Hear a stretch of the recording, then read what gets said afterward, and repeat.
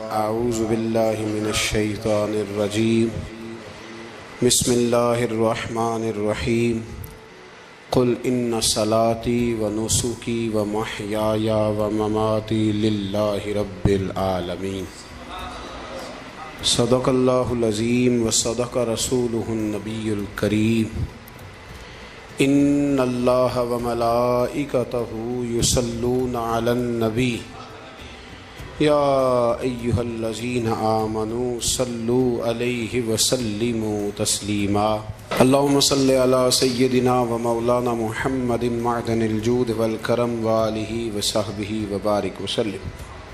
حمد و صلاۃ کے بعد اللہ تبارک و تعالی ہم سب کا خالق و مالک ہے۔ ہمارے پاس اس قدر بے شمار نعمتیں ہیں کہ رب خود فرماتا ہے کہ تم گننا چاہو تو تم گن نہیں سکتے، اور زیادہ تر نعمتیں وہ ہیں جو اللہ نے ہمیں بغیر مانگے عطا فرمائی ہیں، بغیر ہماری خواہش کے، بغیر ہماری طلب کے، بغیر ہماری دعا کے رب کریم نے اپنے فضل سے عطا فرما دی۔ نعمتوں کے ادا کرنے کے بعد شکر کا حکم ضرور دیا گیا ہے، لیکن کوئی اتنا سخت طریقہ اس کا وضع نہیں کیا گیا کہ اب سارا دن کو شخص مسجد میں بیٹھا رہے تو شکر ادا ہوگا۔ اب اس کو یہ نہیں کہا گیا کہ تمہیں آنکھیں دی ہیں تو 2000 نفل پڑھو ایک آنکھ کے لیے، نہ یہ فرمایا گیا ہے کہ تمہیں اب زبان دی ہے تو تم اس طرح کرو، پہلے اس کے لیے 20,000 نوافل ادا کرو، 100 قرآن مجید ختم کرو۔ ایسی کوئی بات نہیں ہے، بلکہ اللہ تبارک و تعالیٰ نے شکر کا حکم دیا، اور جو چیز زیادہ اہم ہے، جو زیادہ توجہ طلب ہے، جو چیز زیادہ سمجھنے والی ہے، وہ یہ ہے کہ مالک نے سارا کچھ دے کے جو مطالبہ کیا ہے وہ یہ ہے کہ تم نے اب جو نیک عمل کرنا ہے وہ خالص میری رضا کے لیے کرنا ہے۔ قل ان صلاتی و نسکی و محیای و مماتی للہ رب العالمین، محبوب فرما دیجیے بے شک میری نماز، میری قربانیاں، میرا دنیا میں رہنا اور میرا دنیا سے پردہ کرنا اس رب کے لیے ہے جو تمام جہانوں کا پالنے والا۔ ہمیں یہ حکم ہے کہ ہم جب بھی کوئی خیر کا کام کریں، جب بھی کوئی اچھا کام کریں، جب بھی کوئی بھلائی کا کام کریں تو اس میں نیت خالص کریں، ارادے خالص کریں۔ انسان کو جو اجر ملے گا نا قیامت کے دن، جو ثواب ملے گا وہ اس کی نیت اور ارادے پر ملے گا۔ امام جلال الدین سیوطی رحمۃ اللہ علیہ سے کسی شخص نے کہا تھا، جی ایک حدیث میں نے پڑھا ایک نیکی کا 10 گنا اجر ہے، ایک میں پڑھا 70 گنا، ایک میں ہے 700 گنا ہے، تو اجر ہے کتنا؟ تو آپ فرمانے لگے جتنی نیت اچھی اتنا اجر بھی زیادہ۔ یہ تو ڈیپینڈ کرتا ہے تیرے اوپر۔ کام لوگ کراتے ہیں نا، ہماری مسجد میں کام شروع ہے، کام لوگ کراتے ہیں، تب کچھ لوگ ایسے ہوتے ہیں کوئی بھی کام کرنے والا وہ کام کا تب اس سے جان چھوٹے کسی طریقے سے، اور کچھ کام کرتے ہیں تو مزہ آ جاتا ہے۔ ان کی صفائی، ان کی دلچسپی، ان کا ذوق، ان کا شوق، ان کی توجہ بتلاتی ہے کہ یہ شخص واقعی کام کرنا چاہ رہا ہے اور اس کی دلچسپی ہے۔ نیکی جب آپ ذوق سے کرتے ہیں، شوق سے کرتے ہیں، دلچسپی کے ساتھ کریں، یہاں تو بہت سارے لوگ دین کا نام لے کے اپنا قد اونچا کرتے ہیں، صدقات و زکوٰۃ کا نام لے کے لوگ اپنے آپ کو سخی مشہور کرتے ہیں۔ یہاں تو لوگ نماز پڑھ کے معاشرے کے اندر اپنا وقار بڑھانا چاہتے ہیں، اللہ ماشاء اللہ کہ میں نمازی ہوں۔ یہاں تو لوگ کوئی خیر کا کام کر کے دیکھیں نا، اب کیا ہو رہا ہے حج عمرے کے موقع پر جو کام سب سے زیادہ ہوتا ہے وہ تصویریں کھینچنے کا ہے، سب سے زیادہ۔ اب میں چل پڑا ہوں، اب میں پہنچ گیا ہوں، اب میں جہاز میں بیٹھ گیا ہوں، اب نفل پڑھ لیے ہیں، احرام باندھ لیا ہے، طواف ہو گیا ہے، یوں لگتا ہے بندہ نہیں طواف کر رہا، موبائل طواف کر رہا ہے۔ یہ سب سے زیادہ لوگ ملنے آتے ہیں، پیار کرتے ہیں، دور دراز سے حضرات کئی دفعہ محبت کے ساتھ تشریف لے آتے ہیں، تو مجھے پتہ ہوتا ہے کہ اب جو کام سب سے ضروری ہے وہ تصویر کھینچنے کا ہے، وہ کرنا ہی ہے اور وہ کرنا ہی پڑے گا، اس کی مکمل تیاری ہوتی ہے، وہ پروگرام بنا کے آئے ہوتے ہیں۔ میرے بھائیوں یہ یاد رکھیں کہ کوئی بھی کام جب تک اس میں اللہ تعالیٰ کی رضا شامل نہیں ہوتی، دیکھیں نا، اللہ دلوں کے حال جاننے والا ہے۔ اگر کوئی شخص کسی قسم کی بددیانتی کرتا ہے، خیانت کرتا ہے، ظلم کرتا ہے، وہ لوگوں سے چھپ کے بھی کرے تو رب کریم کی سزا سے بچ سکتا؟ وہ چھپ کے کرے کیا کر لے گا؟ نبی کریم صلی اللہ علیہ وسلم نے فرمایا رب جب کسی کو رسوا کرنا چاہتا ہے تو 7 پردوں کے پیچھے چھپے بھی کر دیتا ہے، اور جب اللہ کسی کو عزت دینا چاہتا ہے تو پھر کوئی اس سے چھین سکتا؟ یہ میرے مالک کا نظام ہے، اس میں آپ کسی قسم کی کوئی جو ہے وہ مداخلت کرنے کے مجاز نہیں ہے۔ اپنی ارادوں کو، اپنی نیتوں کو، اپنے شوق اور ذوق کو خالص رکھیں اللہ کی رضا کے لیے، اس میں شائبہ نہ ہو، شک نہ ہو کسی قسم کا، غیر کی آمیزش نہ ہو۔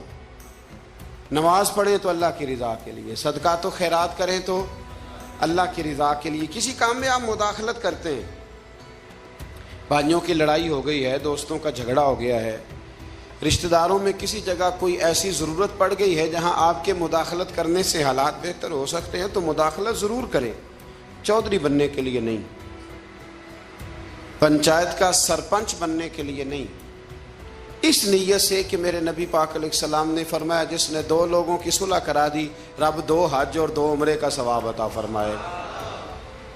اس ارادے سے، اس نیت سے، اس ذوق سے، اس شوق سے، اس توجہ کے ساتھ آپ آگے بڑھیں گے کہ ہم نے اللہ کی رضا کے لیے کرنا ہے۔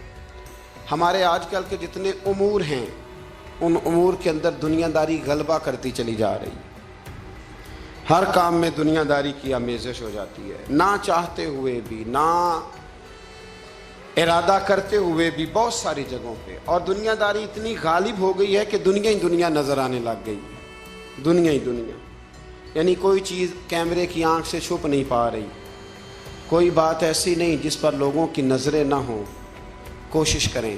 اور عجیب بات یہ ہے کہ دنیا داری ہو، دولت ہو تو اس کو چھپا کے رکھا جاتا ہے، اور دین کی کوئی بات ہو اس کو نشر کرنا ضروری سمجھا جاتا ہے تاکہ لوگوں کو میرے تقوی اور میری پرہیزگاری کی خبر جلدی جلدی مل جائے۔ میرے نبی کریم علیہ الصلاۃ والسلام نے خالص اللہ کی رضا کے لیے ہر کام کرنے کا حکم دیا۔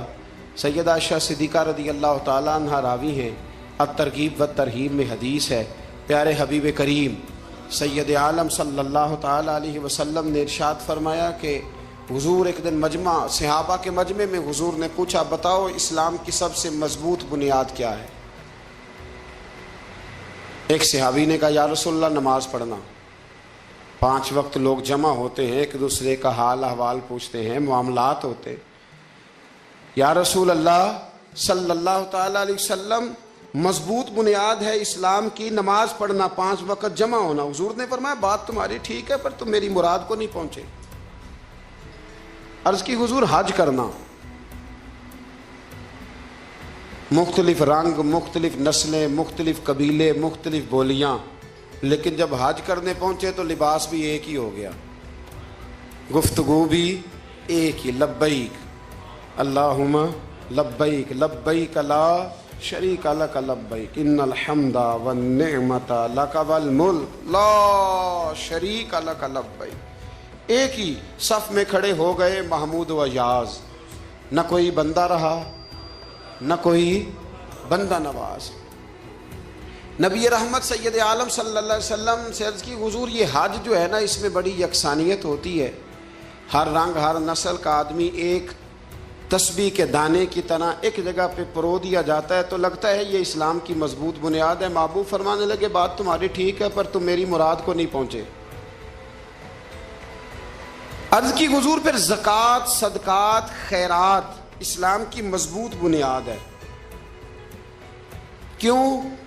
وہ اس لیے کہ غریب امیر کو دیتا ہے، امیر غریب کو دیتا ہے، اور غریب امیر سے لیتا ہے تو ایک رشتہ بنتا ہے، ایک تعلق بنتا ہے۔ محسن کا اور احسان مند کا بڑا گہرا رشتہ ہوتا ہے، بڑا، ایک دوسرے سے پیار کرتے ہیں، ایک دوسرے کو چاہتے ہیں، ایک دوسرے کے لیے اچھے جملے بولتے ہیں، ایک دوسرے کے لیے ہمیشہ ان کے جذبات ٹھنڈے میٹھے اور اچھے ہوتے ہیں، تو لگتا ہے یہ اسلام کی مضبوط بنیاد ہے۔ حضور فرمانے لگے بات تمہاری ٹھیک ہے اور تم میری مراد کو نہیں پہنچے تو پھر صحابہ عرض کرنے لگے حضور ہماری رعایت فرما دیں، پھر ایک رحمت کی نظر کر دیں، آپ ہی بتا دیں اسلام کی مضبوط بنیاد کیا ہے۔ تو محبوب فرمانے لگے اسلام کی مضبوط بنیاد ہے اللہ کی رضا کے لیے کسی سے محبت کرنا۔ کس کی رضا کے لیے؟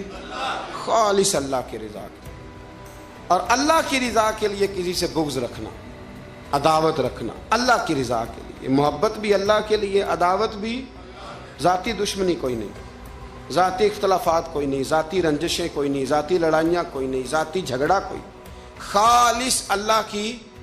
ہمارے ہاں لڑائیاں ذاتی لڑی جاتی ہیں، اس نے مجھے شادی پہ دعوت نہیں دی، اس نے مجھے پروٹوکول نہیں دیا، یہ کہاں پہنچ گیا میں کہاں رہ گیا، ذاتی لڑائیاں لڑی جاتی ہیں، دینی نہیں، مذہبی نہیں، اخلاقی نہیں۔ دیکھیں آپ، چاہیے تو یہ تھا نا کہ شادی کے موقع پر یہ لڑائی نہ ہوتی کہ اس نے مجھے پوچھا کیوں نہیں، لڑائی یہ ہوتی کہ یار تو غیر شرعی کام کوئی نہ کرنا، اللہ رسول کی ناراضگی والا کام کوئی نہ کرنا، اگر تو نے کیا تو میں نے کوئی نہیں آنا، اگر تو یہ حرکت کرے گا تو پھر میرا تیرا معاملہ درست نہ رہ سکے گا۔ یہ لڑائی ہونا چاہیے تھی، نہ کہ یہ لڑائی ہوتی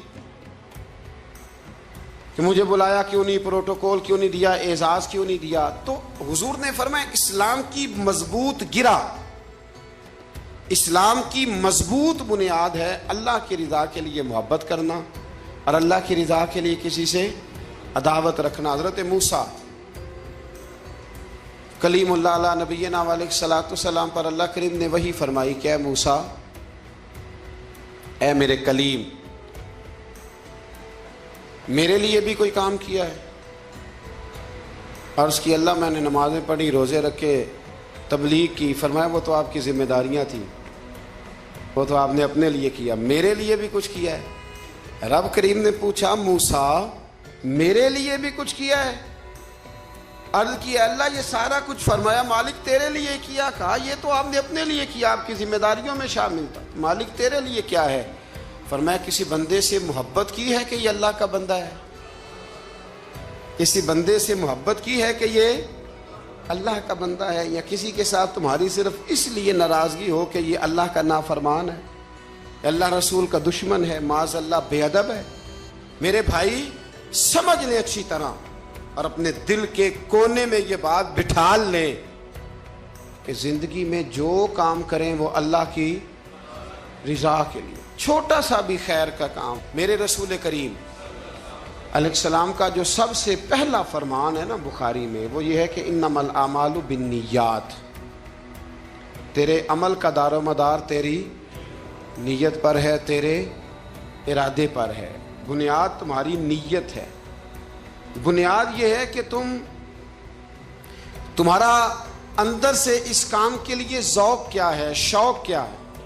اگر وہ بنیاد مضبوط ہے تو پھر عمل کی جو آپ چھت ڈالیں گے وہ ساری چھت بھی مضبوط ہے، لیکن اگر ارادے کچے ہیں، کمزور ہیں، سازشیں ہیں، رنجشیں ہیں، اندر معاملات گڑبڑ ہیں، تو پھر کبھی دیواریں مضبوط ہو سکتی۔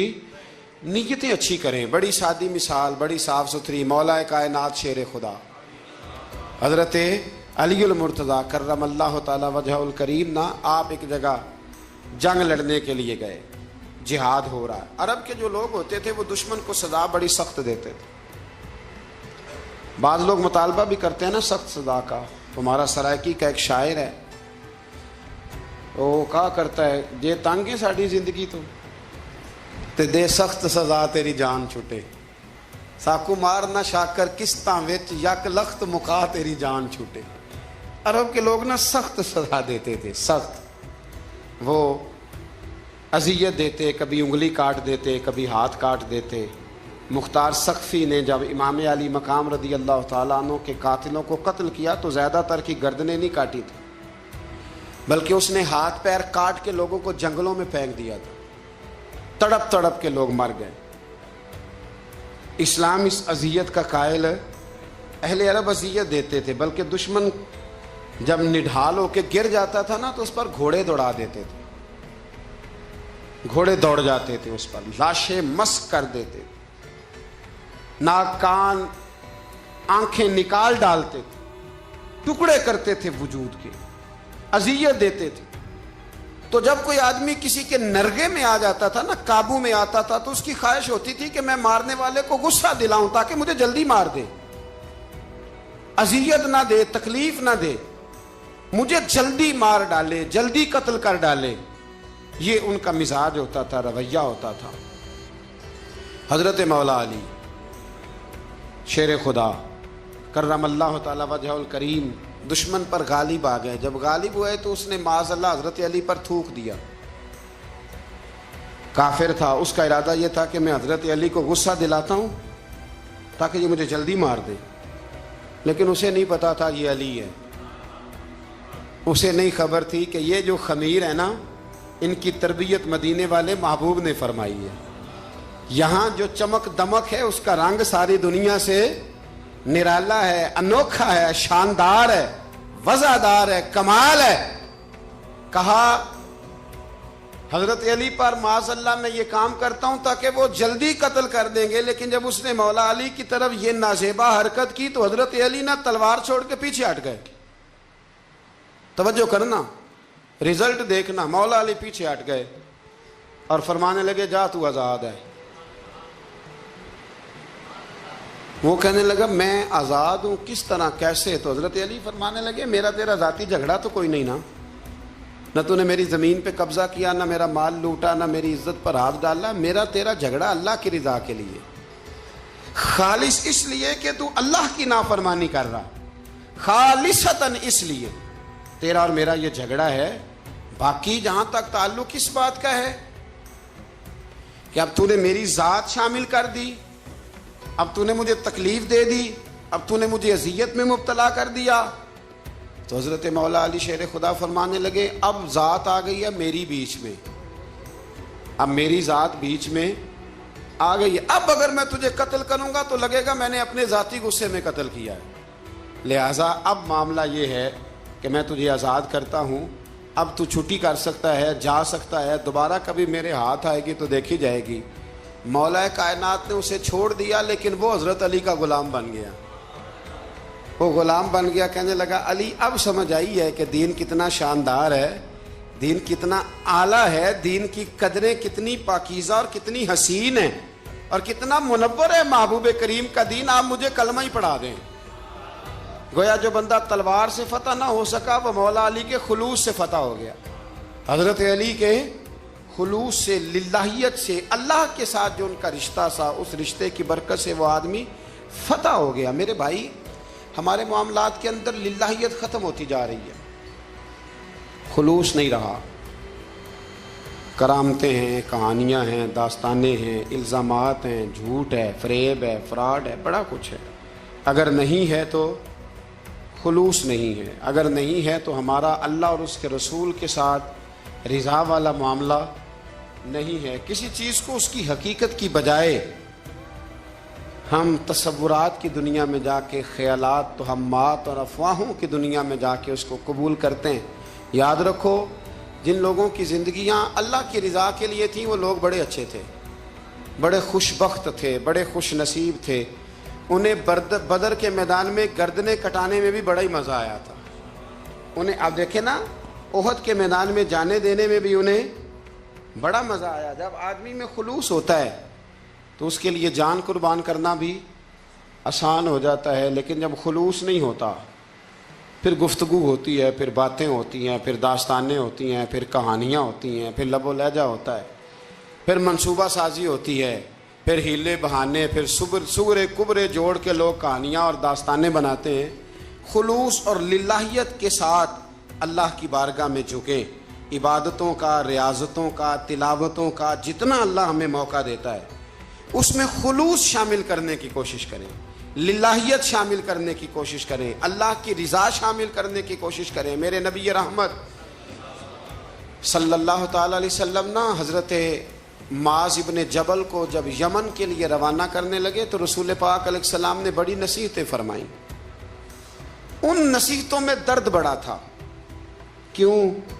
اس لیے کہ حضور نے انہیں بتلایا تھا کہ جب تم واپس آؤ گے تو میری تمہاری ملاقات نہیں ہوگی، تم میری قبر سے گزرو گے، اکھاں جدوں میٹیاں زمانہ مینوں روے گا۔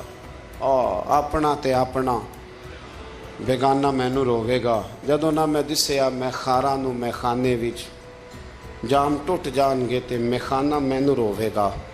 ਕਈ ਲੁੱਕ ਲੁੱਕ ਰੋਣਗੇ ਤੇ ਕਈ ਬੁੱਕ ਬੁੱਕ ਰੋਣਗੇ। ਗਲੀਆਂ ਦਾ ਅਜਾਣਾ ਤੇ ਸਿਆਣਾ मैनू रोवेगा।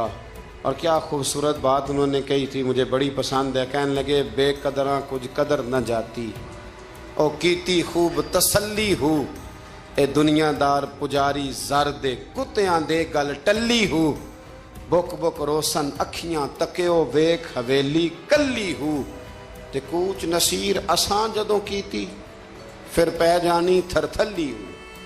कूच नसीर असां जदों कीती, फिर पै जानी, फिर कमाल हो जाएगी। बाद मरन दे मुखड़ा मेरा हो जावे जे ताज़ा, फिर समझ लेना महबूब मेरे ने आन पड़े है जनाजा।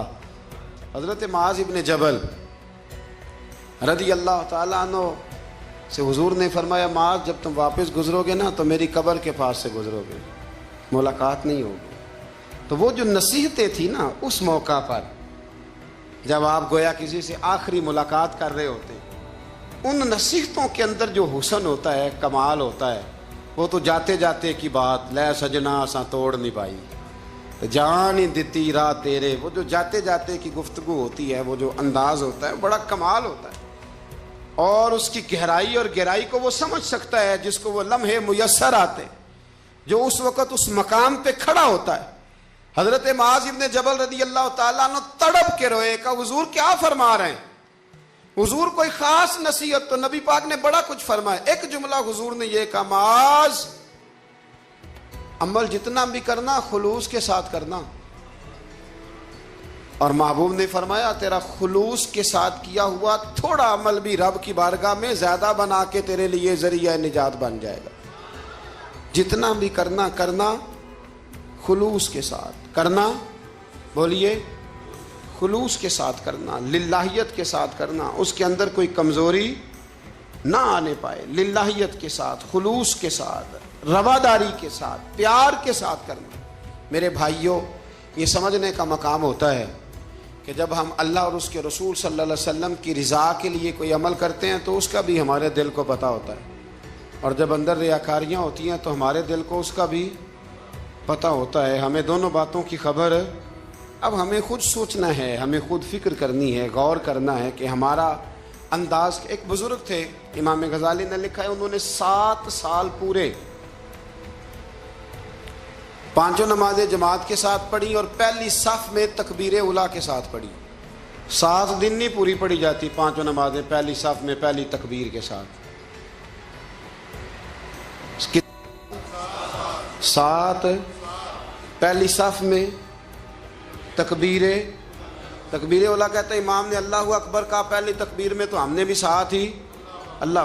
पहली सफ में 7 साल तक पांचों नमाजें तकबीर उला से, बहुत बड़ा कारनामा है, बहुत बड़ी बात है। मतलब बंदा यहाँ से उठ के आते, वुजू करते, कोई मामला आ गया, कोई मतलब उसको हाजत हो गई इस्तंजा वुजू की, तो वो टाइम निकल जाता है। कई दफ़ा ऐसे होता है। 7 साल पूरे नमाज पढ़ी तो कहते हैं 7 साल के बाद ना एक दिन 8वां साल लगा हुआ था, तो बुजुर्ग फरमाते हैं मैं ज़रा लेट हो गया, तकबीर उला तो मिल गई पर पहली सफ ना मिली, तीसरी सफ में जगह मिली। बुजुर्गों के तकवे देखिएगा। फरमाते तीसरी सफ में मैंने नमाज पढ़ी तो मेरे दिल के अंदर ख्याल आया, यार लोग क्या सोचेंगे कि इतना अच्छा इसका रिकॉर्ड था, पहली सफ में ये नमाज पढ़ता था तो आज तीसरी सफ में लोग क्या सोचेंगे। फरमाते हैं जब ये लफ्ज़ ज़ुबान पे आया तो मेरा ज़मीर बोल पड़ा, जब ये सोच दिल में आई तो मेरा अंदर तड़प उठा, छम छम मेरे आंसू निकलने लगे, मैं रोया। और फरमाते हैं लोग चले गए और मैं नफल पढ़ता रोता रहा। मैंने कहा अल्लाह मुझे यूँ लगता है वो 7 साल तक पहली सफ में जो नमाजें पढ़ता रहा वो तो लोगों को दिखाने के लिए पढ़ता रहा। फरमाते मैंने 7 साल की नमाजें कज़ा पढ़ी, कज़ा नमाजें पढ़ी, इसलिए कि मुझे समझ आई कि वो नमाज अल्लाह की रज़ा के लिए नहीं थी, वो तो बंदों को रिकॉर्ड बनाने के लिए थी। तो मैंने वो 7 साल की नमाजें कज़ा पढ़ी। और फरमाते हैं अब दोबारा से जब मैं जाता हूँ तो फिर मैं अपने दिल पे गौर करता हूँ कि पहली सफ تکبیر اولا پر یہ بتا نیت کیا ہے، یہ بتا کہ تیرا ارادہ کیا ہے۔ شیخ سعدی فرمایا کرتے تھے تیرے وجود کا قبلہ تو سیدھا ہے، دل کے قبلے کی بھی بات بتا۔ تیرے وجود کا قبلہ درست ہے پر دل کے قبلے کی بھی، ہاں خودی کا سر نہاں لا الہ الا اللہ، خودی کا تیگ فساں لا الہ، یہ دور اپنے ابراہیم کی تلاش میں ہے۔ صنم کدا ہے جہاں لا الہ الا اللہ، صنم کدا ہے جہاں لا الہ الا اللہ، اور اگرچہ بت ہیں جماعت کی آستینوں میں پر مجھے ہے حکم ازاں لا الہ الا۔ تو یہ جو ہمارا مزاج ہے نا لوگوں کو دکھانے کا، بتانے کا، سنانے کا، شیخ ابو العباس مرسی فرماتے کہ مجھے کئی دفعہ محبوب کریم علیہ السلام کا دیدار نصیب ہوا، میرا اور حضور کا معاملہ تھا، پھر میں نے لوگوں کو بتانا شروع کر دیا۔ فرماتے ہیں پھر انہوں نے آنا چھوڑ دیا، اس لیے کہ کچھ باتیں ایسی ہوتی ہیں جو بتانے کی نہیں ہوتی، لیکن کچھ بندوں کو بشارتیں ہوتی بڑی ہیں، وہ ان بیچاروں کو بد ہضمی ہو جاتی، وہ بتائیں نا جب تک 20 لوگوں کو، تب تک ان کی وہ بد ہضمی ختم ہے۔ حالانکہ ہر چیز بتانے کی، دکھانے کی، سنانے کی، ہر چیز کی وضاحت دینے کی نہیں ہوتی، ہر چیز ایسی نہیں ہوتی۔ حضرت ابو ہریرہ جیسے لوگ فرمایا کرتے تھے علم کی 2 تھیلیاں، ایک کھولی ہے، دوسری کھولو تو مجھے قتل کر دو۔ ہر چیز کو بتانے سمجھانے کی ہوتی ہے۔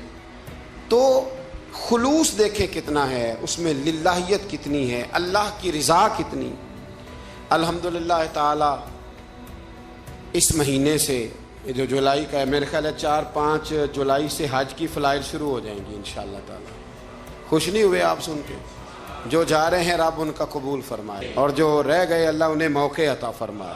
ای سعادت بزور بازو نیست تا نہ بخشندہ خدائے بخشن، یہ سعادتیں بازو کی قوت سے نہیں ملتی، تبھی ملتی ہیں جب اللہ عطا کرتا ہے، جب رب اپنے فضل سے عطا کرتا ہے پھر یہ سعادتیں ملتی ہیں۔ لوگ حج کے لیے جا رہے ہیں، اور آپ کو پتہ ہے حج بھی آج کل ساتھ ساتھ حج ہوتا ہے، ساتھ ساتھ سیلفی ہوتی ہے، آخر تک چلتا ہے۔ ایک بزرگ تھے حضرت ابو مرتعش ان کا نام تھا، وہ فرماتے ہیں میرا 4تھا-5واں حج تھا، نفلی حج کرنے کے لیے میں جا رہا تھا، تیاری میری مکمل ہو گئی تھی، 2-4 دنوں میں میری روانگی تھی، ارادہ میرا مضبوط تھا، معاملات سارے طے ہو گئے تھے، بس میں جانے کے قریب تھا۔ فرماتے ہیں کہ میں ایک دن گھر میں بیٹھا تھا، اماں جی نے نا کہا بیٹا ذرا پتر ذرا پانی کا پیالہ دینا۔ فرماتے میرے دل میں خیال آیا کہ ایک تو میں عالم ہوں، صوفی ہوں، درویش ہوں، مولوی ہوں، اور دوسرا یہ کہ میری کل پرسوں تیاری بھی ہے، تو پانی تو چھوٹا بھائی بھی دے سکتا ہے، یہ کام کو بچہ بھی کر لے گا۔ میں نے چھوٹے کو اشارہ کیا ذرا پانی دینا، وہ گیا اور مٹکے سے پانی بھر کے اماں کو دے دیا۔ کہتے جب اس نے اماں کو پانی دیا نا تو میرے اندر پھر مد و جزر شروع ہوا، پھر میری ضمیر کی آوازیں اٹھنے لگیں، پھر اندر سے بلندی ہونے لگی، پھر آوازیں آئیں، اور پھر میں نے اعلان کیا، میں نے کہا خو یہ کیا ہوا؟ سینکڑوں اور ہزاروں میل حج کرنے کے لیے جانا میرے لیے آسان ہے، اور یہ 2 قدم اماں کو پانی دینا میرے لیے مشکل ہے، یہ کیا بات ہوئی؟ حالانکہ حج کرنے سے بھی اللہ نے راضی ہونا تھا، اور اماں کو پانی پلانے سے بھی اللہ نے راضی ہونا تھا، پر یہ میں کس جگہ کھڑا ہو گیا ہوں کہ سینکڑوں میل اور ہزاروں میل جا کے حج کرنا میرے لیے آسان ہے، لیکن پانی بھر کے لانا میرے لیے مشکل ہے۔ چند قدموں کے فاصلے پہ مٹکا پانی کا پڑا ہے۔ فرماتے ہیں بس اسی وقت پھر مجھے سمجھ آئی کہ وہ حج میں لوگوں نے ذرا حاجی حاجی کہنا ہے نا، حج میں لگا شور اٹھے گا نا کہ چھٹا حج کر کے آیا ہے، حج میں ذرا آوازیں اٹھیں گی نا ماشاءاللہ کیا بات ہے، پھول ڈلیں گے اور پتیاں گریں گی اور نام ہوگا، لیکن اماں کو پانی دینے سے کسی نے اعلان تو نہیں نہ کرنا، شاباش تو نہیں نہ دینی، کسی بندے نے آواز تو نہیں نہ اٹھانی۔ فرمایا میں اسی وقت اسی لمحے اٹھ کے ماں کے قدموں میں بیٹھا اور پیر پکڑ کے کہا اماں مجھے معاف کر دے۔ اماں کہنے لگی بیٹے کیا ہوا؟ میں نے کہا اماں مجھے سمجھ آ گئی، آج میرا نفلی ہے، میں اس سال نہیں جاؤں گا، اگلے سال جاؤں گا، اب یہ پورا سال میں تیری نوکری کروں گا، میں تیری خدمت کروں گا، تیرے پیر دباؤں گا، تیرے لیے کھانا لاؤں گا، میں تیری ڈیوٹی کروں گا، اس لیے کہ مجھے سمجھ آئی ہے کہ نیکی کا تصور اصل میں ہے کیا۔ ہم بالعموم وہ نیکی کرنے جا رہے ہوتے ہیں جو نیکی بھی ہوتی ہے اور دنیا میں اس کا نام بھی ہوتا ہے, تذکرہ بھی ہوتا ہے, اس کی وجہ سے ہمارا قد بھی اونچا ہو رہا ہوتا ہے. حالانکہ نیکی کا تصور تو بڑا چھوٹا سا ہے. کل معروف صدقہ, مسکرا کے ملنا بھی نیکی, رزق حلال کما کے بچوں کو کھلانا بھی نیکی, گلی سے پتھر اور کانٹا اٹھا دینا بھی نیکی. پر ہمیں تو کوئی لمبی چوڑی نیکی چاہیے, کوئی بڑی نیکی چاہیے. اس لیے بہت سارے ایسے لوگ ہیں جو نیکیاں ان کی پہنچ میں ہوتی ہیں وہ نہیں کرتے. وہ محرم کے ایام میں نا ایک جگہ پہ حاضری کا موقع ملا تو وہاں ایک صاحب کہہ رہے تھے ہم مریں گے, لڑیں گے, جانیں دیں گے, قربانی دیں گے, ہم امام علی مقام کی سنت ادا کریں گے, سارا کچھ کریں گے. تو بعد میں وہ میرے پاس بیٹھے تو میں نے انہیں کہا کہ جب جنگ کا موقع آئے گا تو انشاءاللہ لڑیں گے, جانے بھی دیں گے, پر ابھی آپ یہ کام کریں کہ امام حسین ایک رات میں پورا قرآن پاک پڑھا کرتے تھے, یہ والی سنت امام حسین کی شروع کریں. یہ والی سنت ابھی آپ سٹارٹ, جب وہ موقع آئے گا تو انشاءاللہ وہ کام بھی کریں گے. تو یہ والی سنت آپ سٹارٹ کریں امام صاحب کی. امام صاحب 100 نفل پڑھا کرتے تھے فرض نماز کے علاوہ روزانہ, 100 رکعت نماز نفل. تو آپ یہ والی سنت امام حسین کی شروع کریں نا. تو جب کربلا سجانے کی باری آئے گی تو پھر کربلا بھی سجا لیں گے. لیکن ہم نے یہ والے کام نہیں کرنے, نمازیں 5 پوری نہیں پڑھنی, ہم نے تو صرف کربلا والی سنت ادا کرنی, نعرے لگانے ہیں, وہاں تک پہنچنا ہے. میرے عزیز یاد رکھے, اللہ کی رضا ہر جگہ پیش نظر ہو. میرے رسول کریم صلی اللہ تعالی علیہ وسلم کی عالی مرتبت خدمت میں ایک جنگ کے موقع پر صحابہ نے عرض کیا تھا کہ یا رسول اللہ صلی اللہ تعالی علیہ وسلم فلاں آدمی بڑی ہمت سے لڑ رہا ہے, جہاد کر رہا ہے, بڑی بات ہے. تو حضور نے فرمایا یہ جہنمی ہے. جہاد کر رہا تھا, توجہ ہے میری بات پر. حضور نے فرمایا یہ جہنمی ہے, یہ دوزخی ہے, یہ بندہ جنتی نہیں. جب سرکار دو عالم صلی اللہ تعالی علیہ وسلم نے یہ بات ارشاد فرمائی تو صحابہ کہتے ہیں ہمیں تجسس ہوا کہ یہ کیا بات ہوئی, اتنی ہمت سے, جواں مردی سے, اتنی وہ دلیری سے لڑ رہا ہے اور حضور نے فرما دیا دوزخی ہے. کیسے دوزخی کیسے؟ تو ایک صحابی کہنے لگے میں اس کا پیچھا کرنے لگا. جب پیچھا کرنے لگا تو اس پر نا کچھ زخم کاری لگ گئے تھے, زخم گہرے تھے.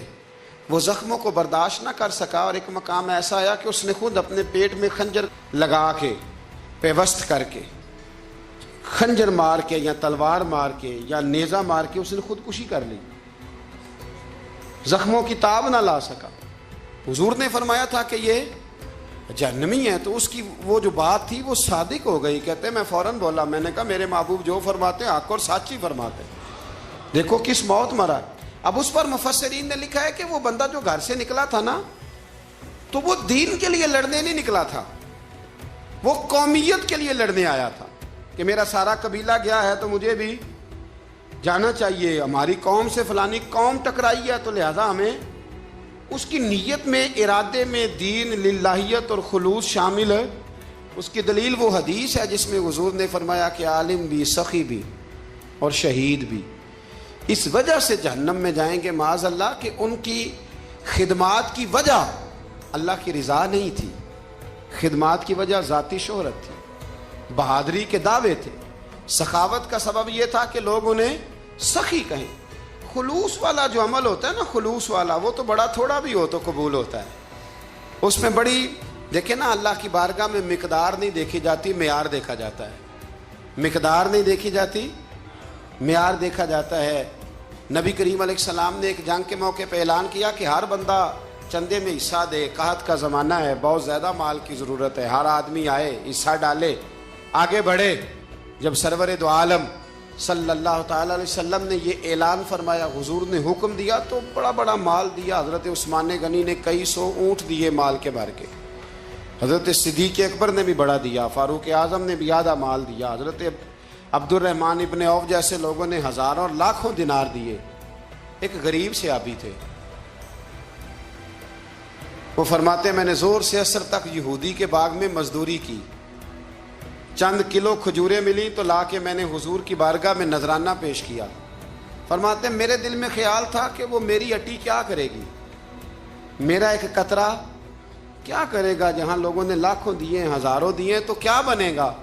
لیکن فرماتے ہیں قربان جاؤں، وہ ڈھیر لگا تھا مسجد نبوی میں مال کا، میرے نبی نے نا وہ مال اٹھا کے جو میں نے دیا تھا اس کے اوپر بکھیر دیا، اور حضور فرمانے لگے سن بھائی، جتنا ان سب کو اجر ملے گا اتنا اللہ تجھے اکیلے کو عطا فرمائے گا، اتنا تجھے اکیلے کو ملے گا۔ پیچھے دلیل ہے، میرے نبی پاک علیہ الصلوۃ والسلام کے فرمان کے پیچھے دلیل ہے کہ اس میں خلوص بڑا تھا، اس بندے میں للہیت بڑی تھی، اس میں ذوق تھا، شوق تھا، ہمت تھی، اس نے محنت کی تھی، تو خلوص والا تھوڑا عمل بھی زیادہ ہو گیا۔ چھوڑیں ریاکاریاں، چھوڑیں تصنع، کوئی بھی کام کریں تو پہلے دل سے فتویٰ پوچھیں، پہلے اپنے آپ سے پوچھیں کہ یہ ستا اٹھ کے کوئی نہیں خوش ہوندا،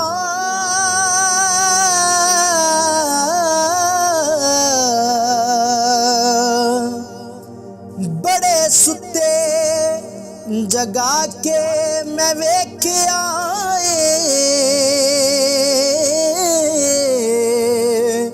اوے کتے جیا نہیں کوئی وفادار ڈٹھا،